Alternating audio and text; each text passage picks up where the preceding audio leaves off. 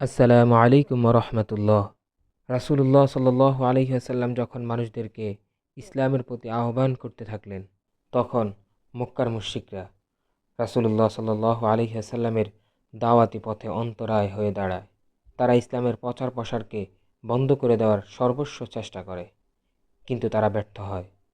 তারা নবীজি সাল্লাল্লাহু আলাইহি ওয়াসাল্লামকে উপহাস, ঠাট্টা, বিদ্রূপ, মিথ্যা প্রতিপন্ন করে, যাতে মুসলমানদের মনে সন্দেহ, সংশয় সৃষ্টি হয় এবং তারা তাদের কাজের উদ্যমতা এবং স্পৃহা হারিয়ে ফেলে। তারা রাসূলুল্লাহ সাল্লাল্লাহু আলাইহি ওয়াসাল্লামের শিক্ষা দীক্ষাকে বিকৃতভাবে উপস্থাপন করার মাধ্যমে মানুষের মনে সন্দেহ, সংশয় সৃষ্টির প্রয়াস চালায়। তারা কোরআনে কারীমের ঘটনাবলীর সাথে অতীতকালীন ঘটনাবলীর মাঝে অর্থহীন ঝগড়া সৃষ্টি করে মানুষের মনে সন্দেহ, সংশয় সৃষ্টি করার চেষ্টা করে, কিন্তু তাদের সমস্ত কৌশল ব্যর্থ হয়। তারা যখন দেখল তাদের এই সমস্ত কৌশল পর্যদুস্ত হয়েছে, এবার তারা সাহাবায়ে কেরাম রাদিয়াল্লাহু তাআলা আনহুমকে নির্যাতন করতে থাকে, ইসলাম থেকে তাদেরকে ফিরিয়ে আনার চেষ্টা করে। নির্যাতনের মাধ্যমে তারা ইসলাম থেকে মানুষদেরকে ফিরানোর চেষ্টা করে। গরিব শ্রেণীর যে সাহাবায়ে কেরামরা ছিলেন, তারাই তাদের নির্যাতনের সবচেয়ে বেশি শিকার হন এবং যে সকল সাহাবায়ে কেরাম ছিলেন দাস, দাসী, তাদেরকে তাদের মালিকরা কঠোর শাস্তি দিতে থাকে, তাদের উপর কাজের বোঝা বাড়িয়ে দেয়। আর যে সকল সাহাবায়ে কেরাম ছিলেন বিত্তবান, তাদেরকেও নির্যাতন করা হতো, তবে তাদের নির্যাতনটা ছিল অন্যদের তুলনায় কিছুটা কম।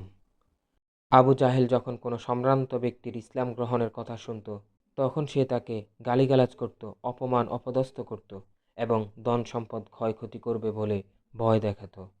আর যদি জাতিগোষ্ঠীর কোনো দুর্বল ব্যক্তি মুসলমান হতো, তাহলে সে তাকে অত্যন্ত নির্মমভাবে মারধর করত।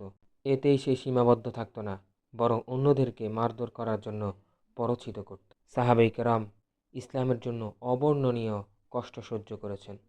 হযরত ওসমান বিন আফফান রাদিয়াল্লাহু তাআলা আনহুর চাচা ইসলাম গ্রহণ করার কারণে তিনাকে খেজুর পাতার চাটাইয়ের মধ্যে জড়িয়ে রেখে নিচ থেকে আগুন জ্বালিয়ে দেওয়া হতো। হযরত মুসআব বিন উমাইর রাদিয়াল্লাহু তাআলা আনহু ছিলেন ধনী পরিবারের দুলাল।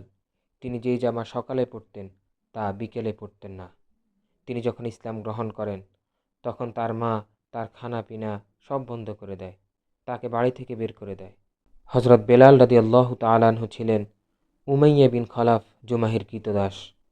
তিনি ইসলাম গ্রহণ করার কারণে তার মনিব উমাইয়া গলার মধ্যে দড়ি বেঁধে ছোট ছোট বালকদের হাতে তিনাকে তুলে দিতেন। তারা তাকে টেনে টেনে পথে পথে ঘুরাতো, এমনকি টানাটানির কারণে তার গলার মধ্যে দাগ পড়ে যেত।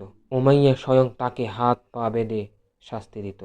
এর চেয়েও বড় জঘন্য ব্যাপার হলো, যখন প্রখর রোদে দুপুরবেলা কঙ্কর ও বালি আগুনের মতো উত্তপ্ত হয়ে যেত, তখন উমাইয়া তাকে উত্তপ্ত বালির উপর শুইয়ে দিত এবং বুকের উপর পাথর চাপা দিত আর বলতো, তুই এভাবে শুয়ে থাকবি এবং মৃত্যুর কোলে ঢলে পড়বি, অথবা মুহাম্মদ সাল্লাল্লাহু আলাইহি ওয়াসাল্লামের সাথে কুফরি করবি, মুহাম্মদ সাল্লাল্লাহু আলাইহি ওয়াসাল্লামকে অস্বীকার করবি।